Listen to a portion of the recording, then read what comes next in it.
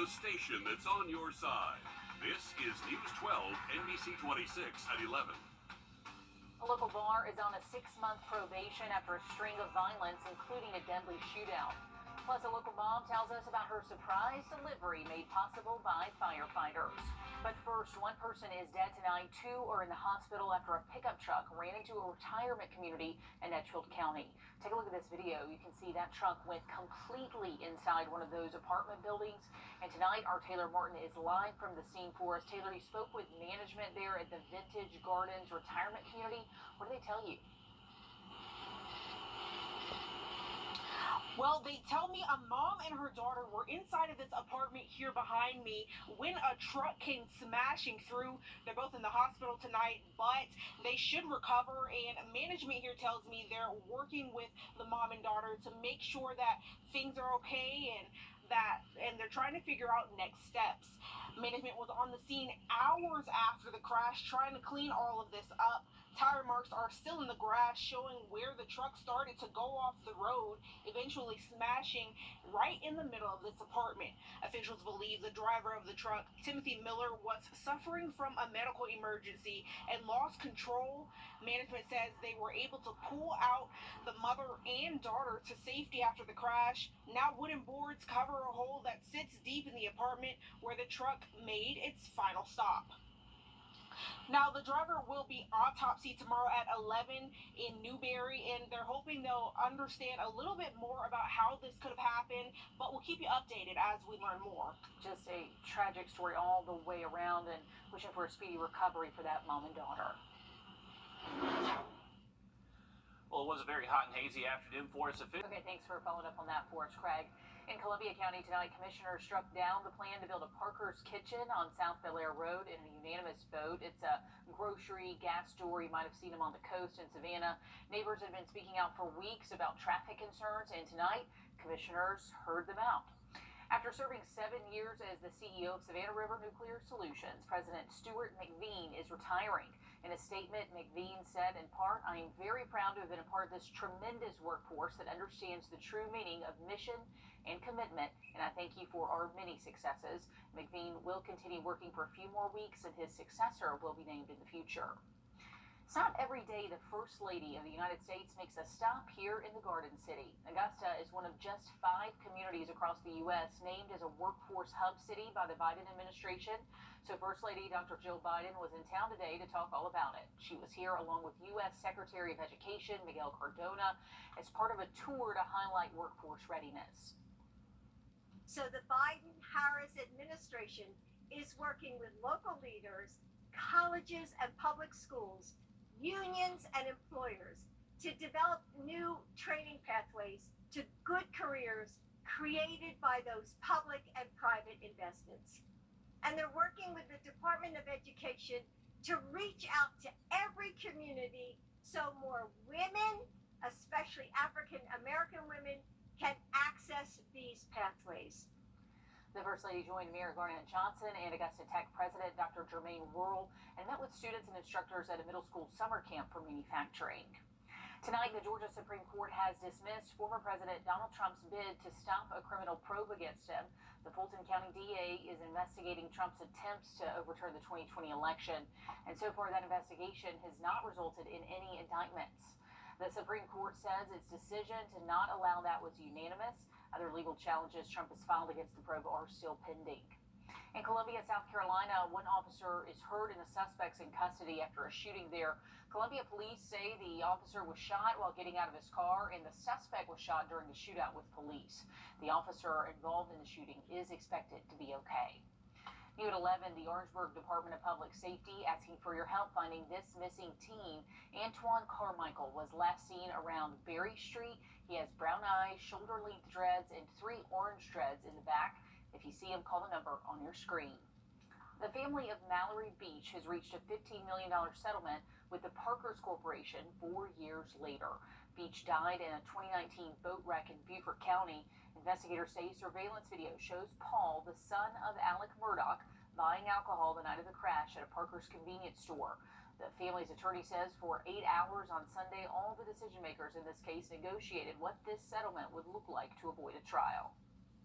they have that sense of relief, and they're those tears of relief and how they believe they felt like they had stood up for their daughter.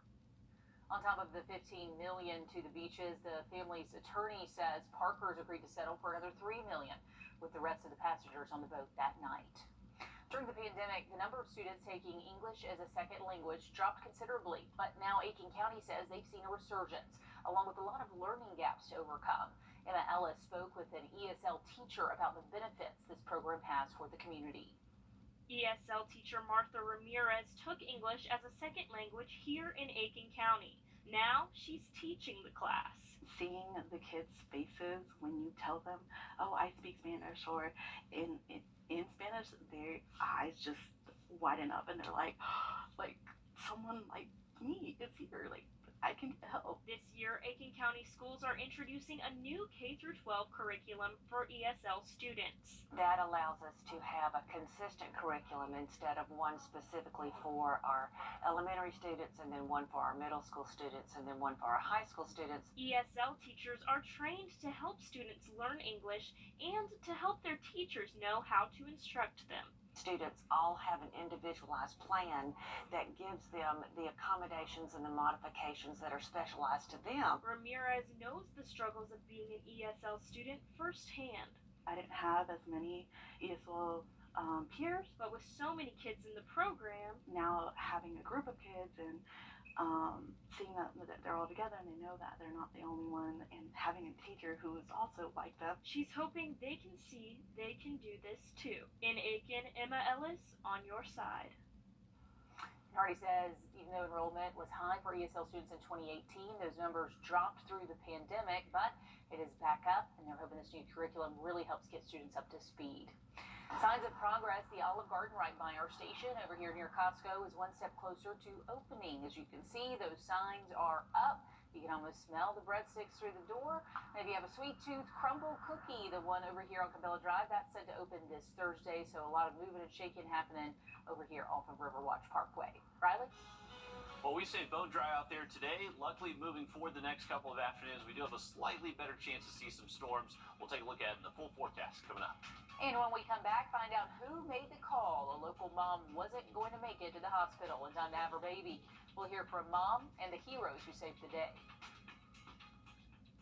A local mom is sharing her story after she says Harlem firefighters had to deliver her baby at home when she realized she was not going to make it to the hospital. Our Jada Walker caught up with her to see how both she and baby are doing. When firefighters hear this talk, they never know what's on the other side.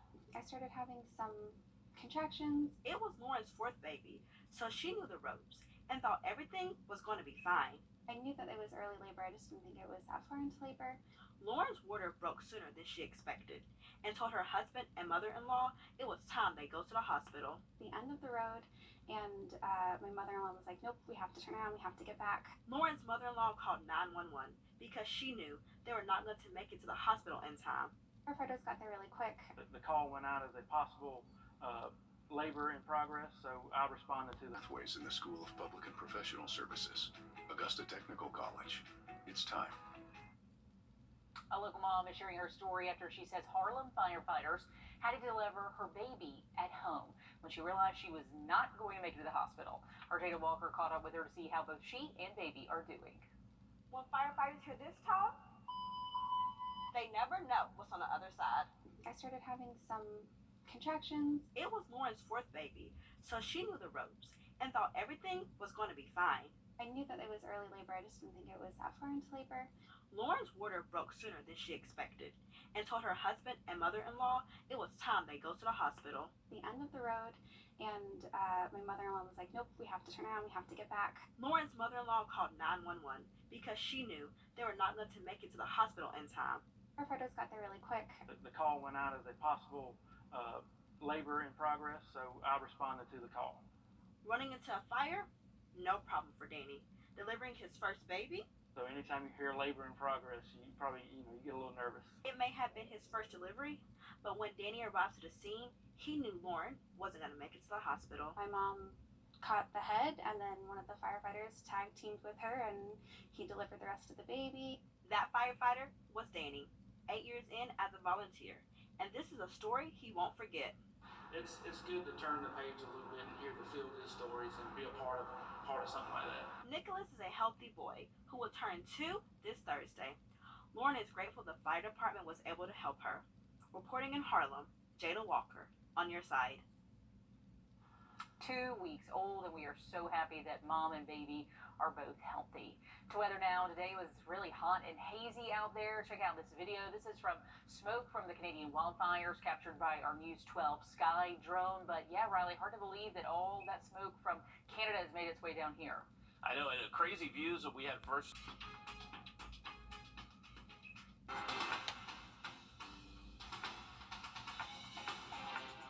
When it's time for The Kim government has refused offers by the Biden administration to negotiate. It's not clear if the Kim government has responded to any negotiations regarding Private King. We have breaking news tonight. The Richmond County Sheriff's Office looking for this woman. Mary Gordon was last seen on Wheeler Road at Doctor's Hospital. Deputies say she was last seen wearing a maroon t-shirt, black leggings, and black slides. So if you see her, if you know where she could be, call the Sheriff's Office. An Australian man is back on dry land. It's time to play America's favorite jackpot game. This is Powerball. Good evening, America. I'm Laura Johnson. Tonight we have another life-changing jackpot for you. It's worth an estimated $1.08 billion. So get those tickets out. Let's play. That first number up is 7. Followed by the number 13. Tonight we're going to meet Mark Davis, who won $100,000 playing Powerball. Congratulations, Mark. Now for the rest of those numbers, we've got 10, 24, rounding it out with 11. Your Powerball number tonight, good luck everyone, is 24, and your Power Play multiplier is 2.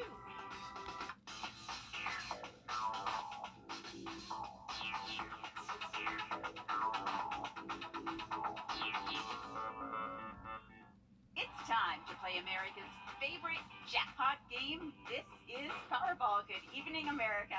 I'm Laura Johnson. Tonight we have another life-changing jackpot for you. It's worth an estimated $1.08 billion. So get those tickets out. Let's play. That first number up is 7. Followed by the number 13.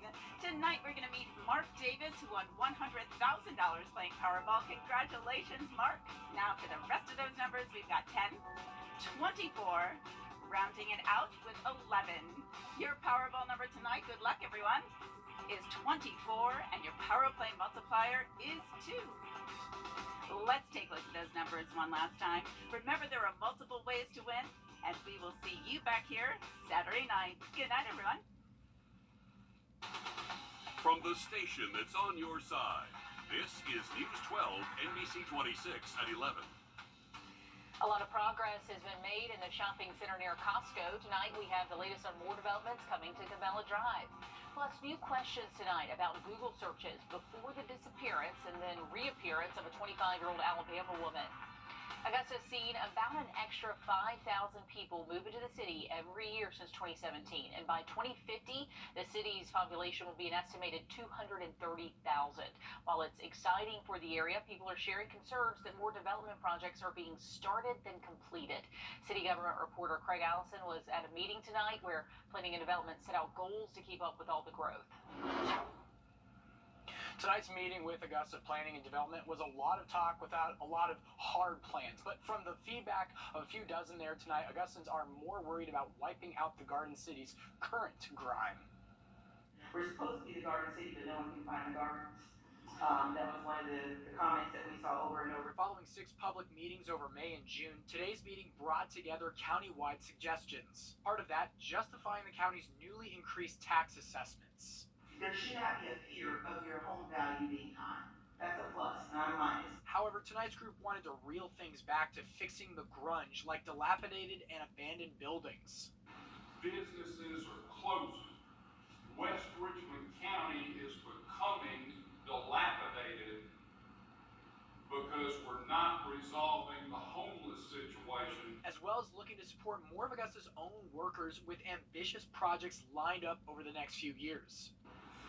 The fact is, existing staff, previous slide, you're not going to do that without more money, without more staff. In the end, planning and development stuck to their goals but couldn't dive too much deeper into certain numbers gathered from other departments. We just want to make sure that when you come back to this community in 10, 15, 20, 30 years, that it looks like a place you want to live. And when it came to the Richmond County school system's optimistic expansion plans, planning and development couldn't speak on their behalf. They say this is still a draft, though, and a final plan should come out in August. That then goes to commissioners in October. Okay, thanks for that, Craig. Riley, we're dealing with another hot day out there. Like. Absolutely hot, humid, and we actually had a few strong thunderstorms out there in just about 10 minutes. Okay, thanks, Riley. In the last 3 years, we've seen a lot of progress over here in the shopping area right near Costco, from Topgolf, Dave & Buster's, our news station, and now Olive Garden and Crumble Cookie aren't too far behind. All this growth has people who live near the area really excited. Tonight, Sydney Hood is live on Cabela Drive. So, Sydney, what other development projects can we expect in this area? Laura, we've got up to $300 million worth of new investments out here. That's restaurants, retail, entertainment we're talking about here, and it's all part of a 5-year development plan to turn this area into a one-stop shop. There was nothing here. This was all trees. A few businesses moved in down a little further, Riverwatch, but we didn't have anything here that was really in itself self-sufficient. Now there's more here than she could ever imagine. It's everything. We can do it all in one area, just one strip, and we can do it all. Sounds of power tools and sights of empty storefronts show there's more coming to the area. I just see more and more growing for customers and for the citizens of Augusta. It's compact and not sprawling like some areas. But more traffic coming to an already crowded area can be a problem. We're going to put a new light structure in at Riverwatch and Cabela Drive. A lot of people get frustrated because only a few cars can get through. It's catching the eyes of city leaders to now discuss another lane on Cabela Drive before turning onto Riverwatch Parkway. And I think now the discussion is, we got to make sure that we keep the traffic flow moving in a smoother way, and that second lane kind of gets the traffic off that one lane going towards I-20. It won't be an overnight fix, but the possibility of what could come is worth it. I would love to see a fitness place in this area. There are just so many opportunities for business owners, for families, for individuals.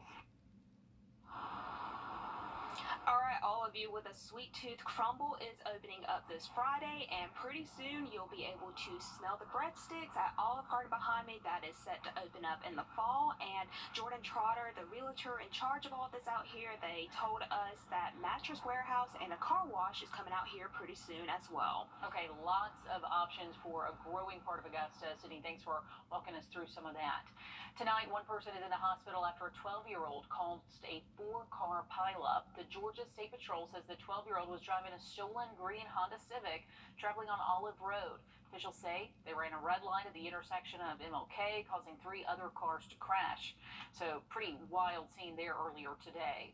3 men have been arrested and charged after human remains were found in Windsor. The Aiken County Sheriff's Office tells us Thomas Gwynn, Cody Wooten, and Donald Britton are all facing charges for destruction or desecration of human remains. The Aiken County coroner says they believe they know who the remains belong to, but they're waiting for the official ID. But the family of John Belode says it is him. John was reported missing back in June. His daughter says when she last spoke to her father, he told her he got into an argument with one of the suspects. She also shares that it's always been a bumpy road for her dad. My father, he always struggled to kind of get his life together, if that makes sense. He was incarcerated about 90% of his life, but I do know 100% that he wanted to get out of this town. Unfortunately, he was never able to leave this town or have the life he wanted. The Aiken County Sheriff's Office says the remains were burned, and they will let us know who it was officially when they get an ID back from the crime lab.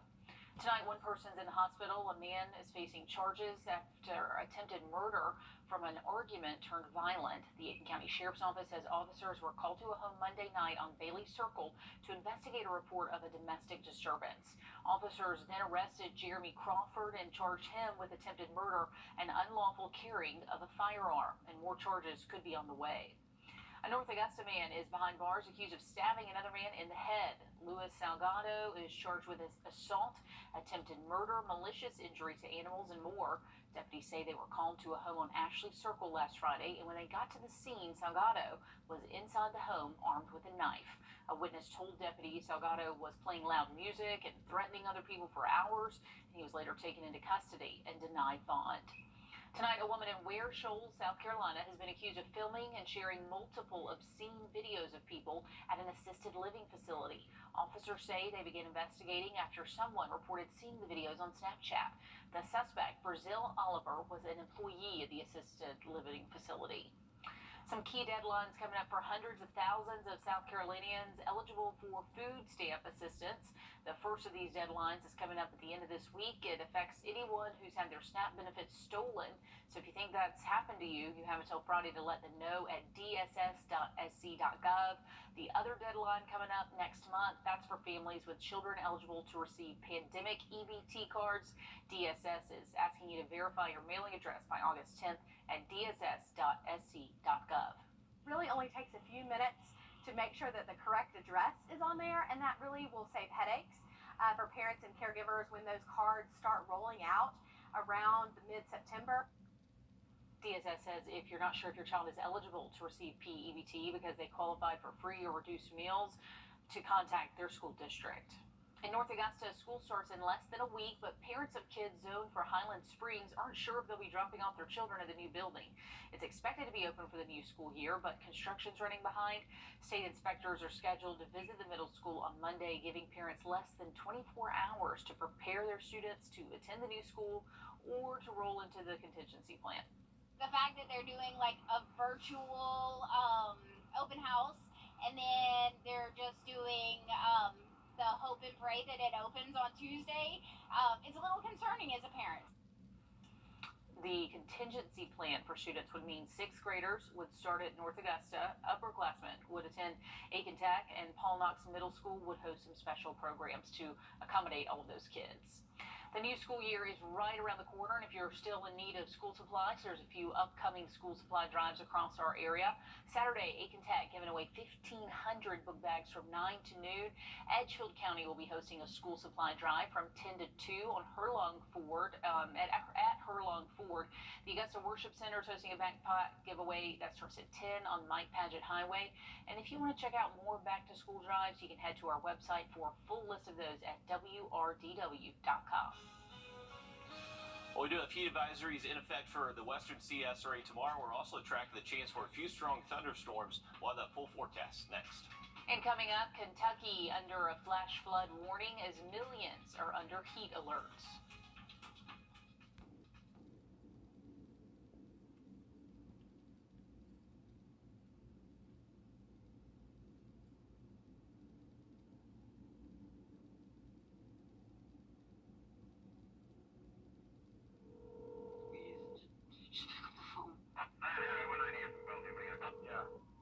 Self-inflicted gunshot. 14-year-old male.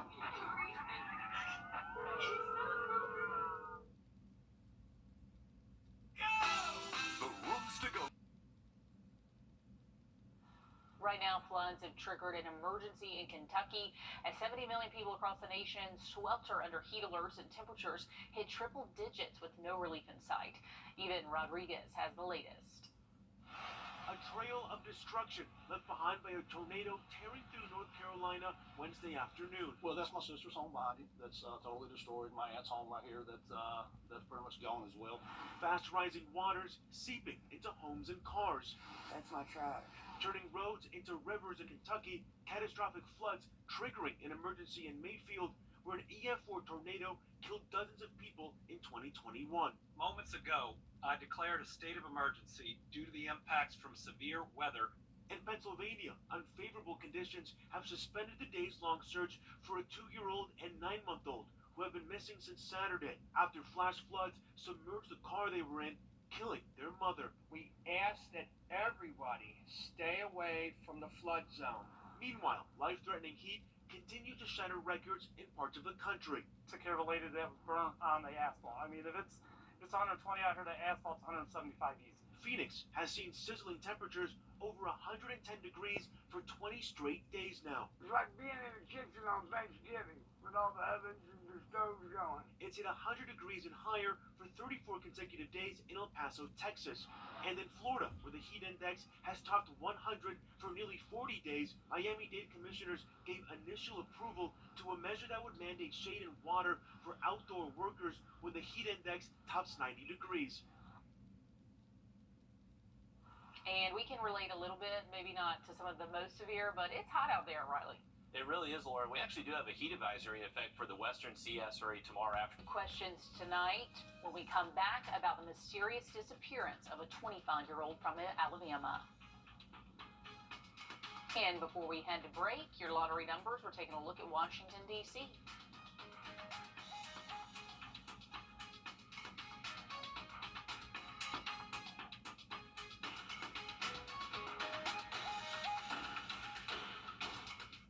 You're watching News 12 on your side. How can anyone love a cat more than a dog? Because cats are adorable. Debatable. Did you get that GIF I sent you? Oh, the GIF? I definitely sent you a GIF. What is the point of decaf coffee when you don't want to have the jitters? Then just don't drink coffee. It's pronounced GIF. I like window seats. But if the window breaks, you get sucked out. Hybrid, plug-in hybrid, EV, to each their own, electric. Get offers on select vehicles at the Lexus Golden Opportunity Sales Event. Get special offers on the 2023 ES350. I've had an day the most wonderful time of the year. Live Claritin Clear.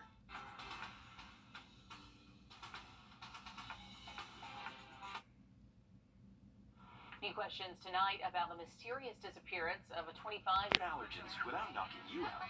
Feel the clarity and make today the most wonderful time of the year. Live Claritin Clear.